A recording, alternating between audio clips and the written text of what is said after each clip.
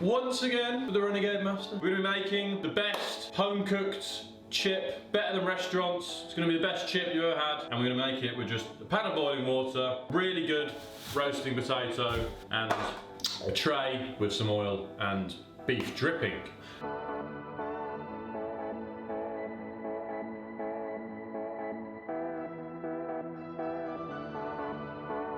Let's get into it. We're basically gonna get our pan on the boil while we're prepping the potatoes. So we just need to peel them, cut them into nice chip sizes. Gonna fill this with water, probably about halfway, put our seasoning of salt in, and I'll be back to prep. Got my little chef salt box. I seasoned the table and the water. Okay, I'm in a weird mood, so I'm having a bit of fun. So make sure there's plenty of salt in that water. More the better, because we're not going to be seasoning them too heavily until we're finished. You want that nice salty flavour going right through them. I've got about 7 potatoes here. I'll probably make enough for about 3 to 4 portions of chips, depending on how hungry you are. Let's grab a waste bowl or a bin, and let's peel.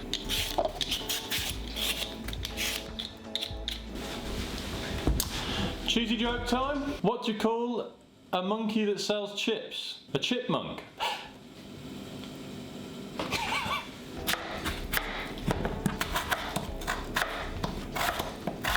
Okay, so I've cut the first 2 potatoes. We want them all an even size. Again, you can cut the rounded edges off if you want perfectly square chips, but it's a waste of potato. So we want all roughly the same size. Again, I've cut our 2 biggest potatoes first. We do have some smaller ones.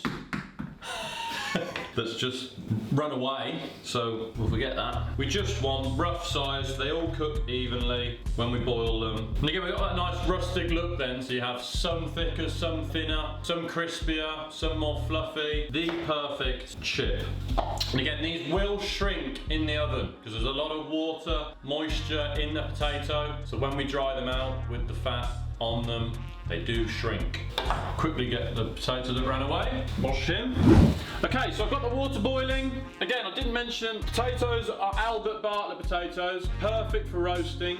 Again, in all our videos, important to have the best quality ingredients. You can't make a good dish without quality ingredients. So yeah, Albert Bartlett potatoes, from again, Eric Lyons, more than just the butchers. I've got some beef dripping. We're going to be putting that into our roasting tray while we add the potatoes to the water. Quickly going to use we need quite a lot of fat. Again, to make a good chip, you're not going to get a healthy way of doing it. We need oil, we need fat. There is no hiding behind the fact a chip is not healthy. Let's make a proper good chip, forget about the health. Let's just go for it. So, slide that into a preheated oven. Again, it doesn't really need to be preheated because we just need to melt that down by the time our potatoes are boiled. So I'm just going to whack a load of fat in an oven at about 200 degrees. So, chips, add to your boiling water, pour it away so we don't splash ourselves, we only splash everything else. Let that boil about 10 to 15 minutes. We're going to just stab them lightly after 10 minutes to see if they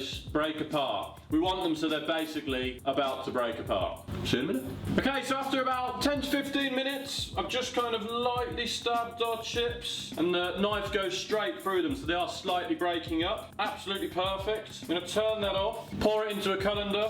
We'll be back in 1 second. So here we have it, our chips. Drain them off in a colander. I'm going to give them about 5 minutes because they really need to dry off. We need the steam to go. They need to be as dry as can be before we add them into the beef fat that I've melted. You need to make sure you've got a big enough pan because they need a lot of room to cook. You can't just shove loads of chips so they're piled high or we won't get that nice crispy, fluffy chip. So leave them for 5 minutes, let them dry out, give them a little wiggle if you want.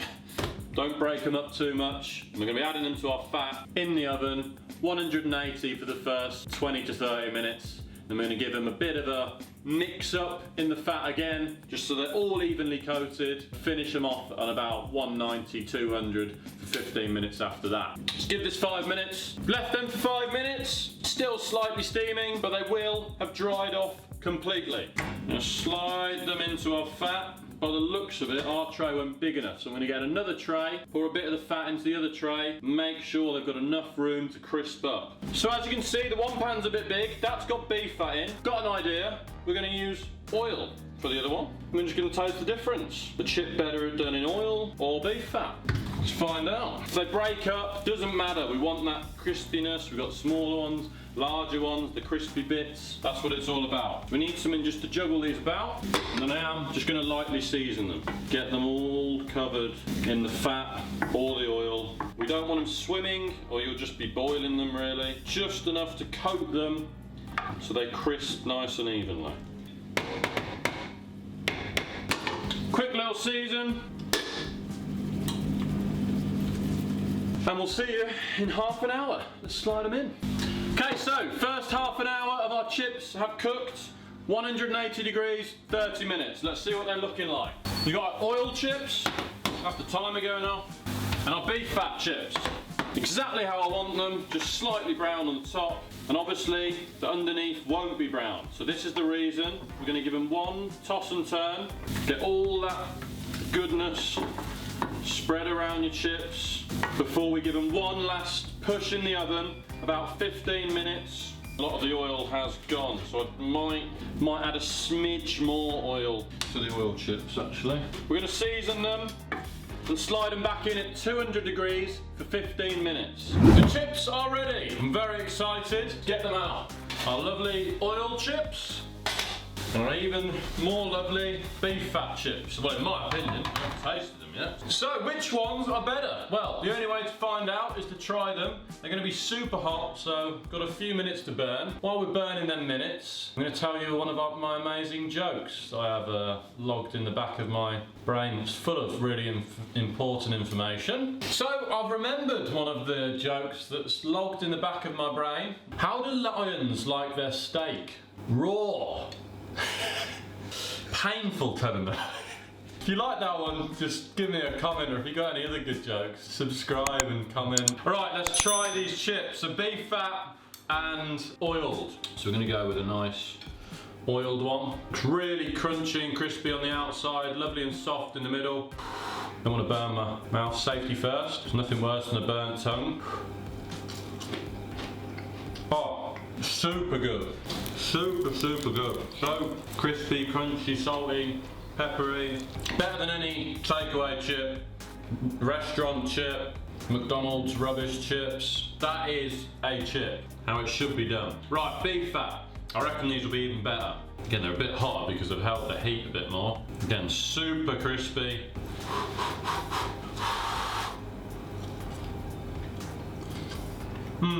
A bit more flavour to them. There's hardly anything in it. Kind of the cooking method has meant we have the most incredible, crispy, crunchy, fluffy chips. So there you are. That is how you make the best home-cooked chip. Like, subscribe, comment. If you got any other ways, methods, if you add seasoning, not seasoning, herbs, non-herbs. See you later. So I forgot to add, I was eating my chips and I was missing something. My friends over at Stoke Sauce, my favourite sauces, ketchups, mayonnaises, everything. I've got my Stokes tomato ketchup. They do a chilli one, but I don't like chilli. I'm going to add a load of that on the side of the plate, and I'm just going to indulge in my chips and Stoke sauce. Look at that.